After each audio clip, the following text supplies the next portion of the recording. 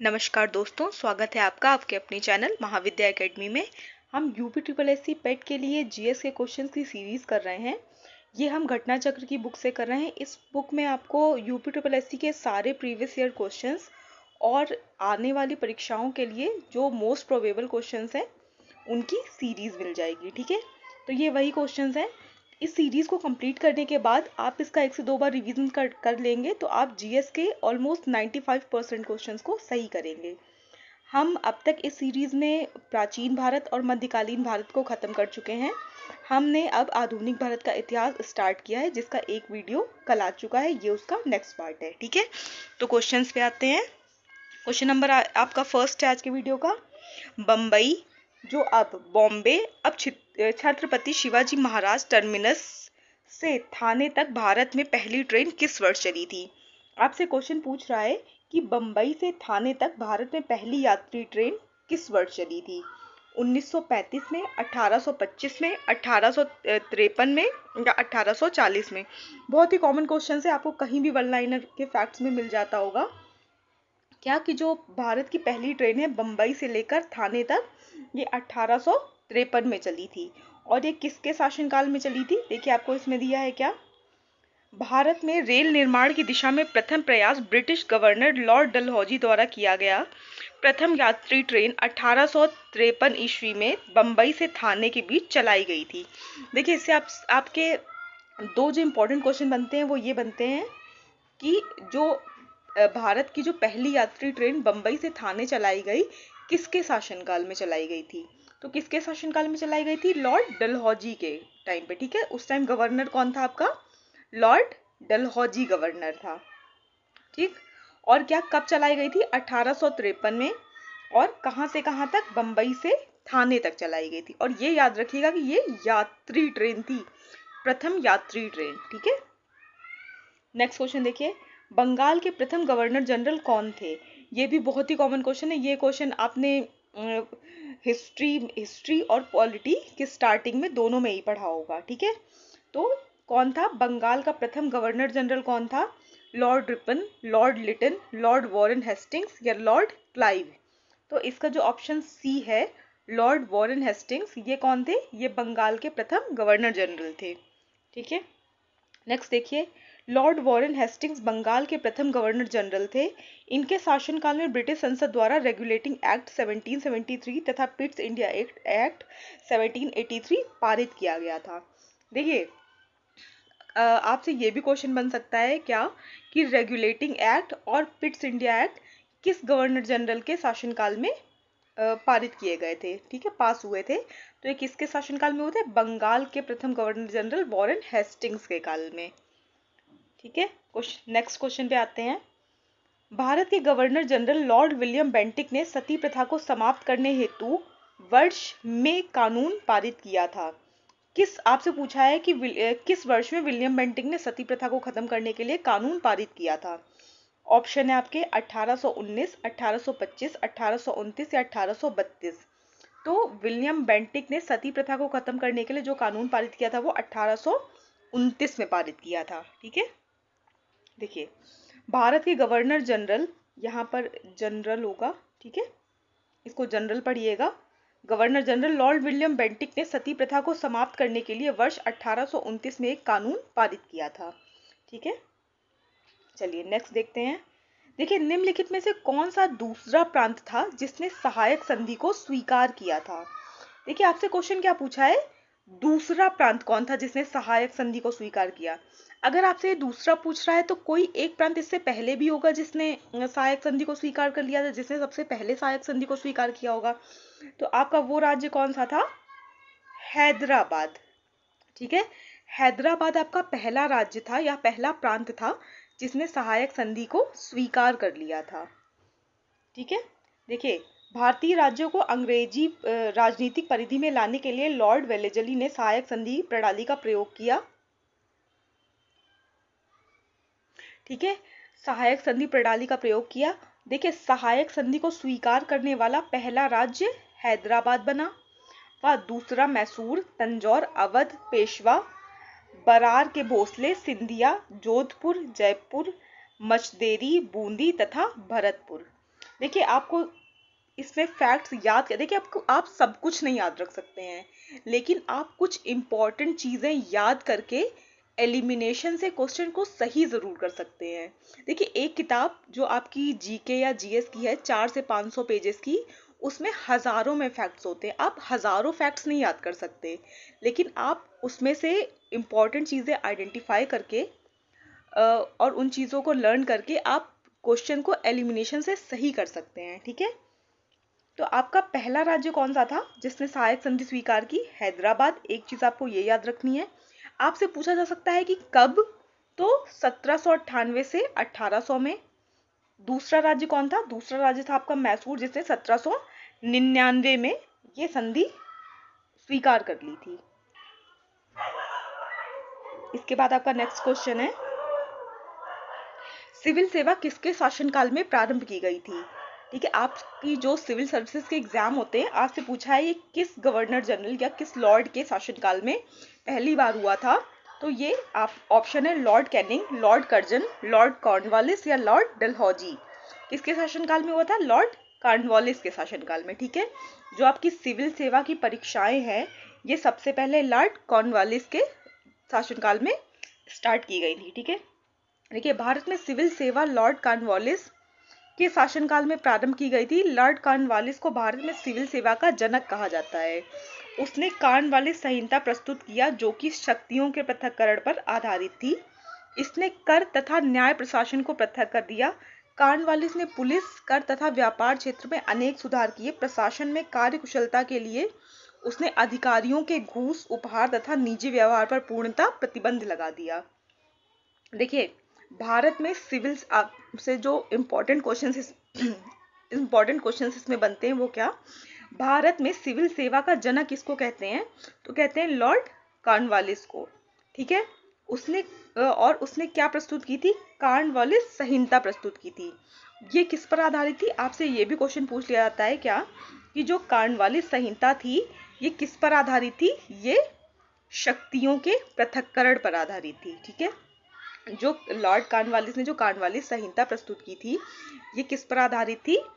ये शक्तियों के पृथक्करण पर आधारित थी। ठीक है, देखिए और क्या इसने किया? इसने कर तथा न्याय प्रशासन को पृथक कर दिया। कॉर्नवालिस ने पुलिस, कर तथा व्यापार के क्षेत्र में अनेक सुधार किए। क्वेश्चन आपसे ये भी पूछा जा सकता है कि कौन सा गवर्नर जनरल था या कौन सा वो था जिसने पुलिस, कर, यहाँ पर कर से मतलब है आपका टैक्स से, ठीक है, कर तथा व्यापार के क्षेत्र में अनेक सुधार किए। तो किसने किए थे? कॉर्नवालिस ने। ठीक है, और उसने अधिकारियों के घूस, उपहार तथा निजी व्यवहार पर पूर्णतः प्रतिबंध लगा दिया था। देखिए क्या हो रहा था, धीरे धीरे जो कंपनी के अधिकारी थे वो बहुत ही ज्यादा अमीर होते जाते, उनके पास धन दौलत का बेशुमार धन दौलत होती जा रही थी। तो धीरे धीरे प्रशासन को ये लगा, जो कंपनी थी उनके अधिकारियों को ये लगा कि इससे क्या हो रहा है, इससे उनके शासन में धीरे धीरे अराजकता फैलती जाएगी। तो उन्होंने अपने ऑफिसर्स पर शिकंजा कसने के लिए उनको किसी भी तरह की घूस, किसी भी तरह की गिफ्ट वगैरह लेने पर पूरी तरह से क्या कर दिया? बैन कर दिया कि अब वो किसी भी तरह का गिफ्ट वगैरह नहीं ले सकते हैं। देखिए क्वेश्चन नंबर आपका जो नेक्स्ट है वो है, ब्रिटिश साम्राज्य में अवध का विलयन कब हुआ? आपसे पूछा है जो अवध प्रांत था आपका, इसका ब्रिटिश साम्राज्य में विलय कब हुआ था? ये कब अवध जो है वो कब ब्रिटिश साम्राज्य में मिल गया था? 1853 में, 1854 में, 1855 में, 1856 में। तो इसका आपका आंसर डी सही है। अवध प्रांत का ब्रिटिश साम्राज्य में विलय कब हुआ था? 1856 में। ठीक है, देखिए ब्रिटिश साम्राज्य में अवध का विलय 1856 ईस्वी में हुआ था। लॉर्ड डलहौजी ने आउटरम की रिपोर्ट के आधार पर कुशासन का आरोप लगाकर अवध को ब्रिटिश साम्राज्य में मिला लिया था। उस समय अवध का नवाब वाजिद अली शाह था। इसमें देखिए जो आपका सबसे इंपॉर्टेंट क्वेश्चन बनता है कि जब अवध का विलय ब्रिटिश साम्राज्य में हुआ उस समय अवध का नवाब कौन था? तो उस समय जो अवध का नवाब था वो कौन था? वाजिद अली शाह। ठीक है, और किस रिपोर्ट के आधार पर डलहौजी ने ऐसा किया था, अवध का विलय किया था? आउटरम की रिपोर्ट के आधार पर। ठीक है, एक रिपोर्ट आई थी आउटरम की रिपोर्ट, इसमें अवध पर क्या आरोप लगाए गए थे कि ये अपना शासन पूरी तरह से ठीक तरह से नहीं चला पा रहे हैं। ठीक है, जो अवध का जो नवाब है वाजिद अली शाह, वो अवध पर ठीक तरह से शासन नहीं कर पा रहा है, तो कुशासन का आरोप लगाकर और डलहौजी ने आउटरम की रिपोर्ट के आधार पर अवध का ब्रिटिश साम्राज्य में विलय कर दिया। ये सब देखिए इनकी चाल थी, ये किसी भी तरह से साम दाम दंड भेद से ब्रिटिश अपना जो साम्राज्य था उसको फैलाना चाहते थे। नेक्स्ट देखिए, लॉर्ड डलहौजी ने अवध को कब कब्जे में लिया? जस्ट ऊपर वाले क्वेश्चन में भी आपने पढ़ा है, कब कब्जे में लिया था? 1856 में, ठीक है। लॉर्ड डलहौजी ने अवध को कब्जे में कब लिया था? 1856 में। नेक्स्ट क्वेश्चन है, जनवरी 1858 में लॉर्ड कैनिंग से चले गए और दिल्ली डिवीजन को छोड़कर उत्तरी पश्चिमी प्रांत का गठन किया।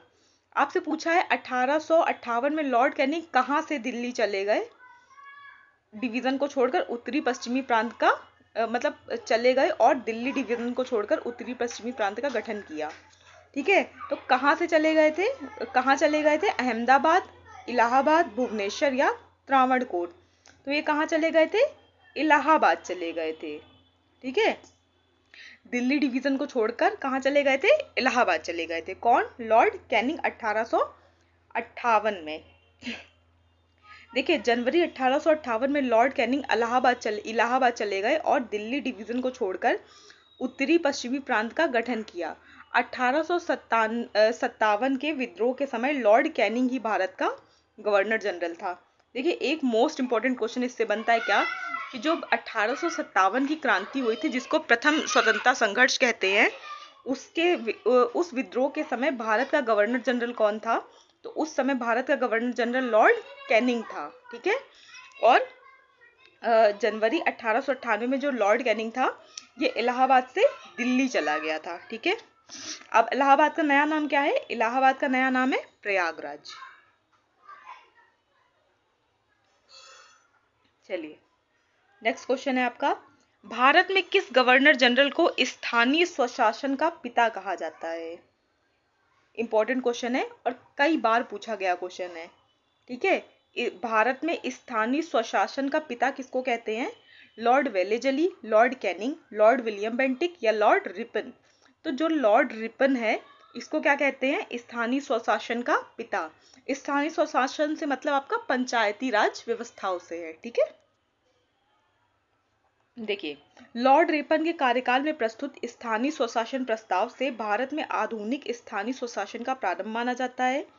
लॉर्ड रिपन को स्थानीय स्वशासन का पिता कहा जाता है। इन्होंने प्रांतीय सरकारों को आज्ञा दी कि वे प्रांतीय तथा स्थानीय नगर वित्तीय साधनों का एक सर्वेक्षण करें, जिससे यह निश्चय किया जा सके कि किन किन मदों में आम व स्थानीय प्रशासन के सुपुर्द किया जा सकता है। देखिए इससे जो आपका एक फैक्ट सबसे इंपॉर्टेंट इससे बन रहा है, लिखा तो उसने बहुत सारा है, वो क्या है कि स्थानीय स्वशासन का पिता किसको कहा जाता है? इसको कहा जाता है लॉर्ड रिपन को। और ऐसा उसने क्यों किया था? क्योंकि देखिए जो ब्रिटिश भारत आए थे ना, तो उनका भारत में शासन का एक्सपीरियंस बहुत ही नया नया था और वो उसमें कई तरह के एक्सपेरिमेंट्स कर रहे थे। तो लॉर्ड रिपन ने ये चाहा कि छोटे से छोटे लेवल पे हम अपना एक गवर्नमेंट फॉर्म कर लें, जिससे कि हमको शासन चलाने में कोई भी दिक्कत ना हो, ठीक है। तो उसने कई तरह के सर्वे कराए, कई तरह के चीज़ों से उसने ये पता लगाया कि जो आम जनता है या जो निचले लेवल की हिरार्की में जो निचले लेवल की गवर्नमेंट है उसकी ज़रूरत है कि नहीं, और अगर है तो किस तरह से है, ठीक है। और वो किस तरह से इस गवर्नमेंट को फॉर्म कर सकते हैं, ठीक है। फैक्ट क्या याद रखिएगा कि भारत में स्थानीय स्वशासन का पिता किसको कहते हैं? लॉर्ड रिपन को। नेक्स्ट देखिए, हिंदू विधवा पुनर्विवाह अधिनियम 1856, जिसे अधिनियम 1856 भी कहा जाता है, 26 जुलाई 1856 को लागू हुआ, जिसे लॉर्ड द्वारा पारित किया गया। आपसे पूछा है कि हिंदू विधवा पुनर्विवाह अधिनियम 1856 किस लॉर्ड के शासनकाल में पारित हुआ या किसने पारित किया था? तो जो आपका ये अधिनियम है हिंदू विधवा पुनर्विवाह अधिनियम 1856, ये लॉर्ड हार्डिंग ने, लॉर्ड ऑकलैंड ने, लॉर्ड कैनिंग ने या लॉर्ड मेटकॉफ ने किसने पारित किया था? तो ये किया था लॉर्ड कैनिंग ने, ठीक है। देखिए अभी ऊपर वाले क्वेश्चन में क्या देखा था? स्थानीय स्वशासन का पिता किसे कह रहे थे हम? लॉर्ड रिपन को। और हिंदू विधवा पुनर्विवाह अधिनियम 1856 किसने पारित कराया था? लॉर्ड कैनिंग ने। देखिए, विधवा पुनर्विवाह की स्थिति में सुधार लाने के लिए ईश्वरचंद्र विद्यासागर ने अथक प्रयत्न किए। 1855 में विद्यासागर ने ब्रिटिश सरकार से विधवा पुनर्विवाह पर कानून बनाने का अनुरोध किया, जिसके परिणाम स्वरूप 26 जुलाई 1856 को हिंदू विधवा पुनर्विवाह अधिनियम 1856 लागू किया गया, जिसे लॉर्ड कैनिंग द्वारा पारित किया गया। इस अधिनियम के द्वारा विधवा विवाह को वैध करार देते हुए इससे पैदा होने वाले बच्चों को वैध माना गया।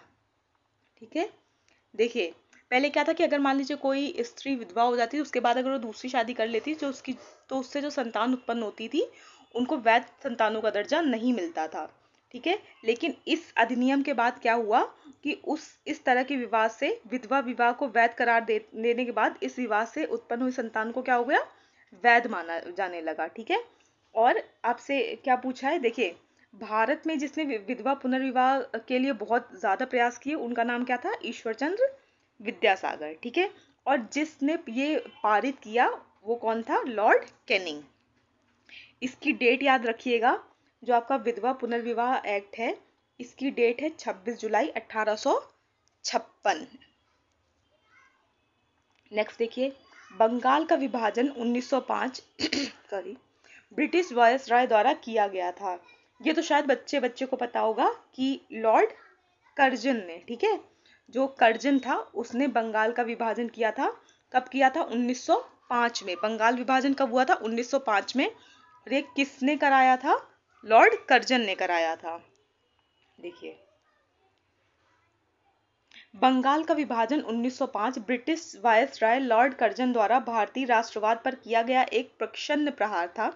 अंग्रेज सरकार ने बंगाल विभाजन का कारण इसके बड़े प्रांत होने से प्रशासन में आने वाली असुविधा को बताया था। 20 जुलाई 1905 को बंगाल विभाजन के निर्णय की घोषणा हुई और 16 अक्टूबर 1905 को यह योजना प्रभावी हुई। देखिए, 16 अक्टूबर 1905 को समूचे बंगाल में शोक दिवस के रूप में मनाया गया। लोगों ने उपवास रखा, वंदे मातरम का गीत गाया और एक दूसरे को राखी बांधी। देखिए, इसके इंपॉर्टेंट फैक्ट्स क्या हैं कि बंगाल का विभाजन किसके उस शासन में हुआ, लॉर्ड कर्जन के। ठीक है, देखिए हुआ क्यों था। देखिए, ब्रिटिश जो थे ना, ये फूट डालो और शासन करो की नीति में बहुत विश्वास करते थे। देखिए, जो बंगाल था वो, वहां पर हिंदू और मुस्लिम दोनों की आबादी बहुत ज्यादा थी। तो इन्होंने क्या किया, इन्होंने उसको पश्चिम बंगाल और पूर्वी बंगाल में विभाजित कर दिया। जो आपका पूर्वी बंगाल है वही इस टाइम क्या है, बांग्लादेश है। तो इन्होंने क्या किया कि उस बंगाल को विभाजित किया, जिससे हिंदू मुस्लिम के बीच में क्या हो जाए, टेंशन का माहौल बन जाए। ठीक है, हिंदी वर्ड दिमाग में क्लिक नहीं कर रहा है। ठीक है, जिससे हिंदू मुस्लिम के बीच में फूट पड़ जाए। ठीक है, और इन्होंने रीजन क्या दिया, इन्होंने ये रीजन दिया कि बंगाल बहुत बड़ा प्रांत है और पूरे एक साथ में उसकी पॉलिटिकल पावर को कंट्रोल कर पाना या उसके प्रशासन को चला पाना पॉसिबल नहीं हो पा रहा है। देखिए, इसकी घोषणा कब हुई थी, बंगाल विभाजन की घोषणा कब हुई थी, 20 जुलाई 1905 को इसकी घोषणा हुई थी कि बंगाल विभाजन कर दिया जाएगा। और ये एक्चुअल में हुआ किस दिन था, 16 अक्टूबर 1905 को बंगाल विभाजन कर दिया गया। देखिए, 20 जुलाई को घोषणा हुई थी और 16 अक्टूबर 1905 को बंगाल विभाजन कर दिया गया था। आपसे क्वेश्चन में ये भी पूछा जा सकता है कि बंगाल में शोक दिवस कब मनाया जाता है। तो बंगाल में जो शोक दिवस है वो 16 अक्टूबर को मनाया जाए। तो उस दिन क्या किया गया, 16 अक्टूबर को शोक दिवस के रूप में मनाया गया। अब तो नहीं, पहले, ठीक है, पहले मनाया जाता था। क्योंकि बंगाल के जो लोग थे वो नहीं चाहते थे कि ये बंगाल का विभाजन हो। ठीक है, देखिए, इसके विरोध में लोगों ने क्या किया, लोगों ने भूख हड़ताल कर दी और तरह तरह के जो राष्ट्रवादी गीत थे वो गाए। ठीक है, क्वेश्चन नेक्स्ट देखते हैं। नेक्स्ट क्वेश्चन है आपका, वर्ष 1905 में बंगाल के विभाजन के दौरान भारत के वायसराय कौन थे। आपने जस्ट ऊपर वाले क्वेश्चन में देखा है कि 1905 में जब बंगाल का विभाजन हुआ था वो किसके शासन में हुआ था, लॉर्ड कर्जन के। ठीक है, नेक्स्ट क्वेश्चन है आपका, किस सन में ब्रिटिश सरकार ने भारत में सरकार की संरचना में कुछ सुधारों की घोषणा की, जिन्हें मार्ले मिंटो सुधार के रूप में जाना जाता है। आपसे सीधा सवाल ये पूछा है कि मार्ले मिंटो सुधार कब हुआ था, ठीक है। देखिए क्वेश्चन की लैंग्वेज इतनी बड़ी कर देते हैं, एग्जामिनर क्या करता है, आपको क्वेश्चन की लैंग्वेज से डराता है। लेकिन अगर आप क्वेश्चन को एक बार ध्यान से पढ़ लेंगे तो उसमें सिर्फ एक फैक्ट पूछा रहता है आपसे, ठीक है। अगर आपने जो क्वेश्चन का कीवर्ड है उसको समझ लिया तो आपके लिए आंसर देना बहुत आसान हो जाता है। आपसे सिर्फ ये पूछा है कि जो मार्ले मिंटो सुधार था ये कब हुआ था, 1903 में, 1909 में, 1912 में या 1939 में। तो ये कब हुआ था, 1909 में हुआ था। मार्ले मिंटो सुधार कब हुआ था, 1909 में। देखिए लॉर्ड कर्जन के स्थान पर 1905 में लॉर्ड मिंटो को भारत का वायसराय नियुक्त किया गया तथा जॉन मार्ले को भारत सचिव।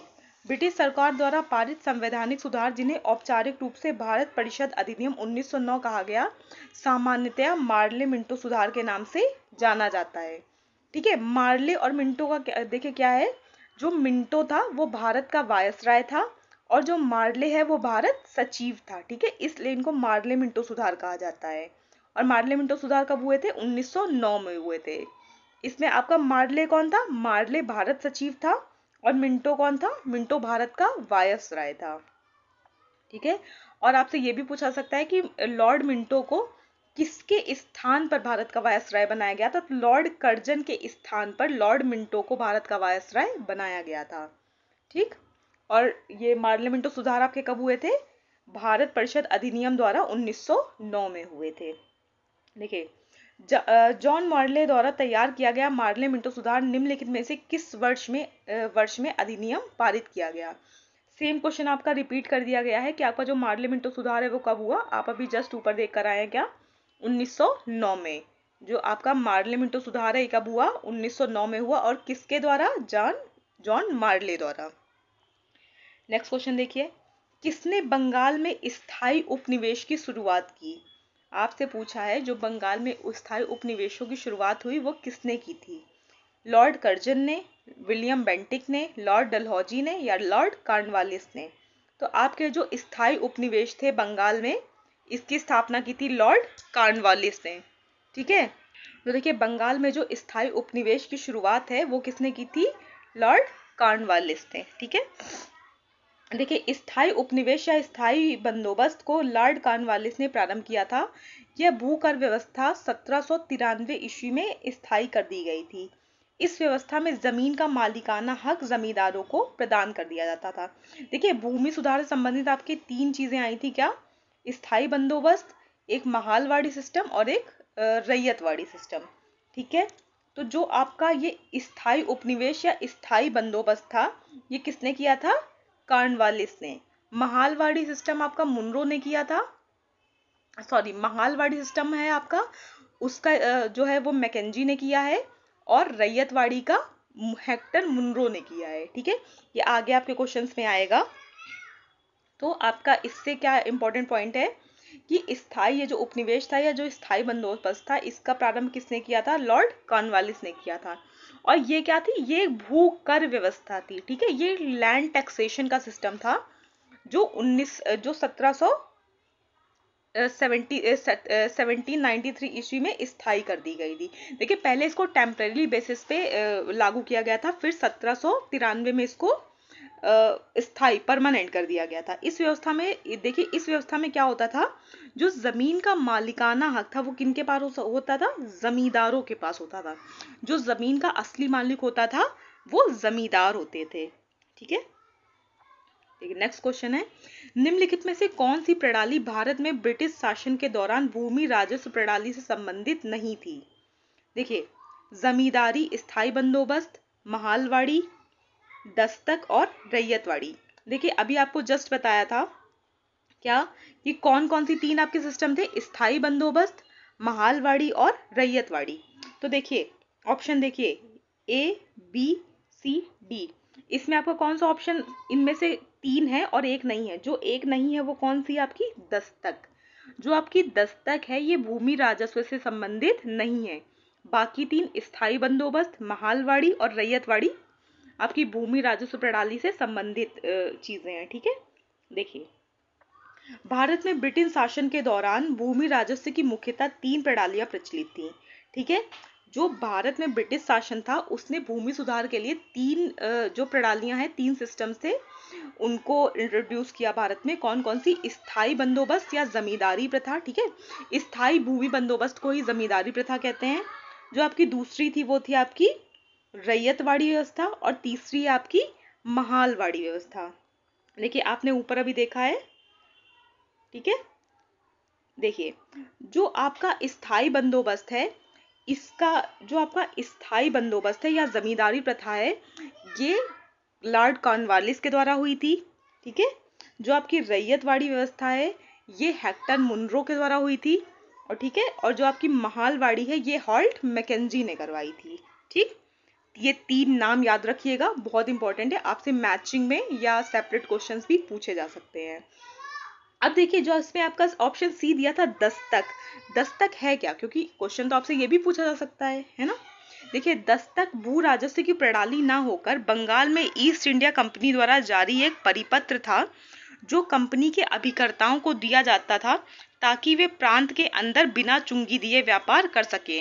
देखिए जो दस्तक था ये एक तरह का पास समझ लीजिए, ठीक है, कि आपके पास अगर पास है तो आपको हर जगह पर अलग अलग तरह से एंट्री चार्जेस नहीं देने हैं। आपके पास एक पास है और उस पास के द्वारा आप एक फिक्स एरिया में आराम से क्या कर सकते हैं? ट्रेड कर सकते हैं, ठीक है। तो दस्तक क्या था? दस्तक बेसिकली एक परिपत्र था जो कंपनी के अभिकर्ताओं को दिया जा सकता था ताकि वे प्रांत के अंदर बिना चुंगी दिए व्यापार कर सके, ठीक है। और देखिए दस्तक भी क्या है? ये भू राजस्व प्रणाली से संबंधित नहीं था, ठीक है। तो आज के लिए इतना ही रखते हैं, नेक्स्ट हम इसी के आगे देखेंगे। इस वीडियो को 1 से 2 बार देखिएगा, और जब आपके एग्ज़ाम आपका पास आ जाएगा UPSSC पेट का जो आपका शेड्यूल है 15-16 अक्टूबर को, उससे 2-3 दिन पहले या उससे 1 हफ्ते पहले आप इसको 1 से 2 बार रिवीजन कर लीजिएगा इस सीरीज़ को। ये अश्योरिटी है, ये श्योरिटी है कि आप 95% जीएस के क्वेश्चन सही करके आएंगे, ठीक है।